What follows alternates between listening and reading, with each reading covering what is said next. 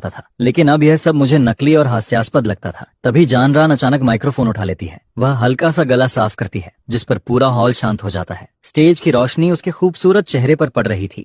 उसके होंठों पर मीठी मुस्कान थी। आज शियाटोन के बर्थडे पर आने के लिए आप सभी गेस्ट्स का धन्यवाद। हर दिन शियाटोन को बड़ा होते देखना मेरी जिंदगी की सबसे बड़ी खुशी है, और इस पूरे सफर में एक ऐसा इंसान भी है जिसने शियाटोन को उतना ही प्यार और केयर दिया है जितना मैंने दिया है। वह इंसान है हम्बोगेन। यह कहते हुए वह हम्बोगेन को अपने पास बुलाती है, जिस पर हम्बोगेन नकली हैरानी दिखाता है। उसकी आंखें हल्की लाल हो जाती हैं, जैसे वह भावुक हो गया हो। जनरान फिर गेस्ट्स की तरफ देखकर कहती है, हम्बोगेन ने हमेशा शियाटोन को अपनी बेटी की तरह ट्रीट किया है, और शियाटोन भी उनसे बहुत प्यार करती है। इसलिए आज आप सभी के सामने मैं फैसला करती हूँ कि हम्बोगेन शियाटोन के गॉडफादर बनेंगे। मैं उम्मीद करती हूँ कि उनका रिश्ता और भी गहरा होगा, और यह शियाटोन के लिए एक खास गिफ्ट होगा। उसकी बात खत्म होते ही हॉल तालियों से गूंज उठता है, जिस पर हम्बोगेन तुरंत एक खूबसूरत ब्रोकेट बॉक्स निकालता है। फिर वह शियाटोन के गले में गोल्ड लॉन्गेविटी लॉक पहनाता है। उसकी आवाज बेहद नरम थी। मेरी प्यारी बेटी, यह तुम्हारे गॉडफादर की तरफ से गिफ्ट है। क्या भावुक सीन था। पूरे हाई सोसाइटी सर्कल के सामने मेरी पत्नी और मेरी बेटी किसी दूसरे आदमी के साथ एक परफेक्ट फैमिली का नाटक कर रही थी, और मैं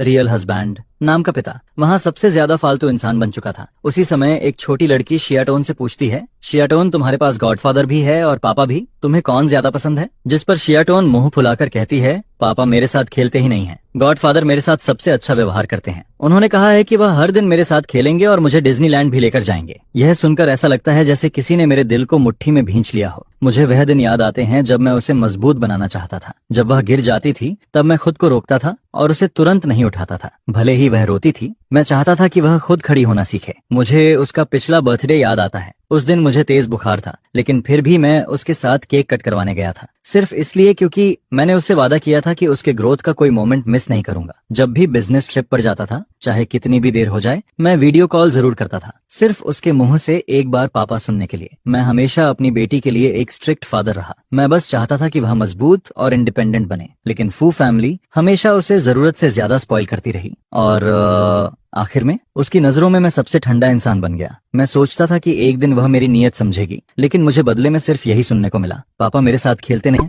कितनी बड़ी विडंबना थी। कुछ देर बाद जानरान वाइन ग्लास लेकर मेरे कोने तक आती है। वह हल्का सा झुकती है और धीमी आवाज में कहती है, त्यानो, मुझे दोष मत देना कि मैंने यह फैसला अकेले लिया। तुमने भी देखा है कि शौतन कितनी खुश है। मैं सिर्फ हमारी बेटी को एक सरप्राइज देना चाहती थी। एक पिता होने के नाते तुम्हें थोड़ा जेनरस होना चाहिए। जिस पर मैं उसकी तरफ ठंडी नजरों से देखता हूँ, फिर जानबूझकर अपनी आवाज थोड़ा ऊंची कर देता हूँ। चूंकि मिस्टर एन अब शियाटोन के गॉडफादर बन चुके हैं, तो उन्हें काफी मेहनत करनी पड़ेगी। आखिर गॉडफादर भी एक तरह का पिता ही होता है। सिर्फ उसे घुमाने ले जाना काफी नहीं होगा। हमारे जैसे परिवारों के बच्चों के लिए म्यूजिक, चेस, कैलीग्राफी, पेंटिंग और एटिकेट ट्रेनिंग बहुत जरूरी होती है। इन सारी मुश्किल जिम्मेदारियों की देखभाल अब गॉडफादर करेंगे। मुझे बस उम्मीद है कि गिफ्ट वाली गलती दोबारा नहीं होगी। कहीं ऐसा ना हो कि ऊपर से केयरफुल दिखे, लेकिन असल में कुछ सोचा ही ना हो। मेरी बस एक बात ने हम्बोगेन को सीधे जाल में फंसा दिया। अगर वह मान जाता तो सारी जिम्मेदारियां उसके सिर पर आ जाती, और अगर मना करता तो साबित हो जाता कि उसका प्यार सिर्फ दिखावा था। जिस पर हम्बोगेन की मुस्कान जम जाती है। वह कुछ कह ही नहीं पाता। जानरान का चेहरा भी बदल जाता है, लेकिन इतने लोगों के सामने वह नाराज भी नहीं हो सकती थी। मैं उनकी तरफ देखना तक जरूरी नहीं समझता और शांत भाव से दूसरी तरफ मुड़ जाता हूँ। पार्टी कुछ देर और चलती रहती है, फिर होस्ट मुझे स्टेज पर बुलाता है।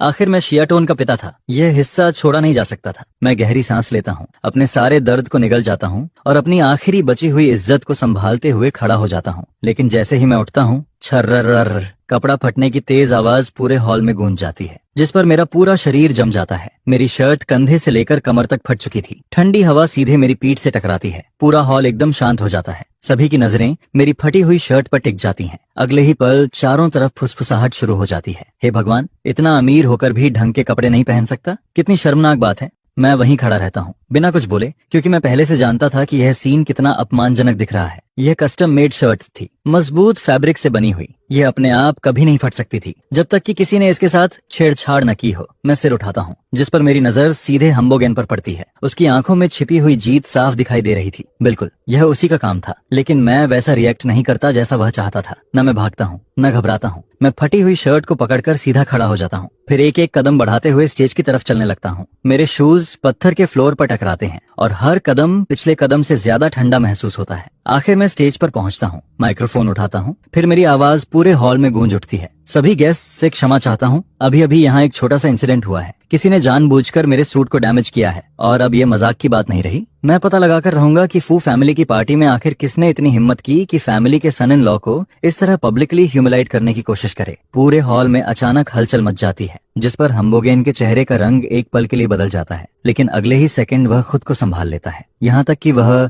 चिंता दिखाने का भी नाटक करने लगता है। वहीं जान रन तुरंत मेरे पास आ जाती है। वह अपनी आवाज धीमी रखती है, लेकिन उसके अंदर का गुस्सा साफ महसूस हो रहा था। त्यानु, बात को इतना बड़ा मत बनाओ, ये सिर्फ एक कपड़ा है। मैं अभी किसी से दूसरा सूट मंगवा देती हूँ। मैं उसकी तरफ देखता हूँ, जिस पर मेरी आवाज पूरे हॉल में गूंज जाती है। तो क्या मुझे इस तरह सबके सामने बेइज्जत किया जाए और मैं चुप रहूं? सॉरी जान रान, लेकिन यह बात मैं बर्दाश्त नहीं करूंगा और सब कुछ साफ करने के लिए मैं पहले ही पुलिस को कॉल कर चुका हूँ। यह सुनते ही जान रान का चेहरा पूरी तरह काला पड़ जाता है। क्या तुम हमें पूरे सिटी का जोक बनाना चाहते हो? मैं उसकी आंखों में देखते हुए जवाब देता हूँ, हमें जोक मैंने नहीं बनाया। फिर मेरी नजर जानबूझकर हम्बोगेन पर चली जाती है। यह काम उस इंसान ने किया है जिसने चोरी छिपे ये सब किया। क्या ऐसा नहीं है मिस्टर एन? यह सुनते ही हम्बोगेन तुरंत सिर झुका लेता है। उसकी आवाज भर्रा जाती है जैसे वह रोने वाला हो। ब्रदर त्यानु, आपका मतलब क्या है? मुझे पता है कि आपको पसंद नहीं कि मैं शाओतोन के करीब रहूं, लेकिन आप मुझ पर ऐसा इल्जाम नहीं लगा सकते। जिस पर वह सिर उठाता है। उसकी आंखें पहले से ही लाल हो चुकी थीं। क्या कमाल की एक्टिंग थी। मैं तो यहाँ सिर्फ इसलिए आया था ताकि शियाटोन का बर्थडे हैप्पी बन सके। अगर आप मुझे नहीं देखना चाहते तो मैं अभी चला जाता हूँ। गॉडफादर मत जाइए। यह सुनते ही शियाटोन भागकर हम्बोगेन के सामने खड़ी हो जाती है। उसके छोटे से चेहरे पर गुस्सा साफ दिखाई दे रहा था। पापा बुरे हैं। गॉडफादर हमेशा मेरे लिए सरप्राइजेस लाते हैं। गॉडफादर ने कुछ गलत नहीं किया। जिस पर जान रन भी हम्बोगेन के सामने आकर खड़ी हो जाती है। उसकी आवाज बर्फ जैसी ठंडी थी। त्यानु, बस करो, आज हमारी बेटी का बर्थडे है। ये तुम्हारा गुस्सा निकालने की जगह नहीं है। मैं उनके सामने खड़े उस सीन को देखता हूँ और अचानक सब कुछ बेहद हास्यास्पद लगने लगता है। ठीक उसी समय पुलिस वहाँ पहुँच जाती है। मैं शांत आवाज में पूरी बात समझाता हूँ और कैमरों चेक करने की रिक्वेस्ट करता हूँ, लेकिन कैमरा फुटेज में साफ दिखाई देता है कि पार्टी शुरू होने से आधा घंटा पहले तक हम्बोगेन लगातार जान रन के साथ था, एकदम परफेक्ट अलबी, जैसे पहले से तैयार किया गया हो। यह देखकर शियाटोन फिर रोने लगती है। देखा, पापा गॉडफादर को परेशान कर रहे हैं। मुझे पापा से नफरत है। जिस पर आसपास खड़े गेस्ट्स की नजरें तुरंत बदल जाती हैं। फुसफुसाहट फिर से शुरू हो जाती है। मिस्टर फू के सन इन लॉ ने तो हद कर दी। गलती खुद की थी और दोष किसी और पर डाल दिया। लगता है मैरिज प्रॉब्लम्स वाली बातें सच थीं। पुलिस अपनी नोट्स कंप्लीट करती है, फिर जाने से पहले कहती है कि यह फैमिली मैटर लगता है और इसे प्राइवेट तरीके से सॉल्व करना बेहतर होगा। इसके बाद पुलिस वहाँ से चली जाती है। जन रान गहरी सांस लेती है, फिर जबरदस्ती मुस्कुराकर गेस्ट से कहती है, आज के इस तमाशे के लिए मैं माफी चाहती हूँ। मेरे हस्बैंड पर हाल ही में बहुत प्रेशर है, इसलिए उनका मूड थोड़ा अनस्टेबल है। आज की पार्टी यहीं खत्म होती है। मैं किसी और दिन आप सबको फिर इनवाइट करूंगी। जिस पर पार्टी घुटन भरे माहौल में खत्म हो जाती है। गेस्ट्स एक एक करके जाने लगते हैं। उनकी नजरें मेरी तरफ बेहद अजीब थीं। मुझे पता था कि कल पूरी कैपिटल में यही चर्चा होने वाली है। त्यानु अपनी बेटी की बर्थडे पार्टी में पागल हो गया। उसने अपनी पत्नी के राइट हैंड पर झूठा आरोप लगाया और आखिर में खुद प्रॉब्लमैटिक इंसान साबित हो गया। क्या शानदार खेल खेला गया था। मैं वहीं खड़ा रहता हूँ। जनरान को हम्बोगेन को दिलासा देते हुए देखता हूँ। शियाटोन को उसका हाथ पकड़कर खड़े हुए देखता हूँ और तभी मुझे सब समझ आ जाता है। वह परफेक्ट एलिबी शायद जनरान ने खुद तैयार की थी। उसने खुद को और मेरी बेटी को हम्बोगेन की शील्ड बना दिया था। उसके दिल में हमेशा मैं ही वह इंसान था जिसे बलि चढ़ाया जा सकता था और हम्बोगेन वह उसका सबसे कीमती खजाना था जिसे हर हाल में बचाना था। यह सोचते ही मेरा दिल टुकड़ों में बिखर जाता है, लेकिन अब उसमें खून बहाने के लिए कुछ बचा ही नहीं था। इतने दिनों की यातना के बाद वह दिल पहले ही सुन्न हो चुका था। कुछ देर बाद सारे गेस्ट्स जा चुके थे। पूरा हॉल बिखरा पड़ा था। चारों तरफ मौत जैसी खामोशी थी, जिस पर जान रान चुपचाप अपने हाई हील्स उतारती है और उन्हें सोफा पर फेंक देती है। उसकी हर हरकत में गुस्सा भरा हुआ था। वह अपने गले से पर्ल नेकलेस उतारती है और ठंडी नजरों से मेरी तरफ देखती है। त्यानु, अब खुश हो? उसकी आवाज दांत पीसते हुए निकलती है। हर शब्द बर्फ जैसा ठंडा था। तुमने शियाटोन के बर्थडे को पूरे सिटी का मजाक बना दिया। क्या यही चाहते थे तुम? उसी समय हम्बोगेन धीरे से जान रन की स्लीव पकड़ता है। उसकी आवाज हमेशा की तरह जरूरत से ज्यादा मीठी थी। जानन, ब्रदर त्यानु को मत डांटो। ये सब मेरी गलती है। मुझे यहाँ नहीं आना चाहिए था। मैं तो सिर्फ शियाटोन को खुश करना चाहता था। मैंने नहीं सोचा था कि बात यहाँ तक पहुँच जाएगी। यह सुनते ही जान रान तुरंत उसके सामने झुक जाती है। उसकी आवाज पल भर में नरम हो जाती है। वह उसके कंधे पर हल्की थपकी भी देती है। इसमें तुम्हारी कोई गलती नहीं है। फिर वह मेरी तरफ मुड़ती है। अब उसके चेहरे पर झुंझलाहट साफ दिखाई दे रही थी। तुम आखिर चाहते क्या हो? सिर्फ एक शर्त थी। क्या उसके लिए पुलिस बुलाना जरूरी था? तुम जानते हो इसका फू फैमिली पर कितना असर पड़ेगा। पुलिस को यहाँ बुलाने का मतलब समझते हो? तुम इतने इरेशनल कब से हो गए? इतने लोगों के सामने तुमने बोगेन पर आरोप लगाया और शियाटोन का बर्थडे खराब कर दिया। क्या तुमने एक बार भी सोचा कि उस पर क्या गुजरी होगी?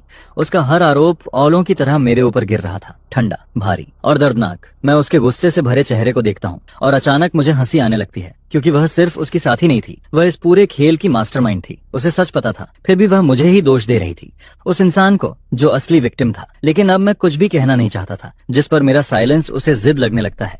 उसकी आंखों का गुस्सा और गहरा हो जाता है।